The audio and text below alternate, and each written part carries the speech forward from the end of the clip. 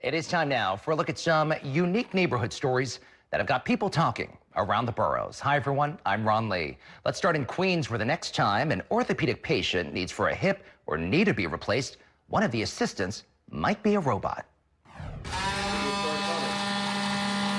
Northwell LIJ Forest Hills says its new Mako 2.0 robot will help surgeons make cuts for hip and knee procedures that are minimally invasive.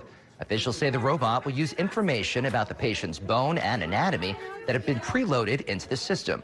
One woman from Jackson Heights, who is in her 70s, tells us she would have no problem with having a robot play a critical role in her upcoming surgery for total knee replacement.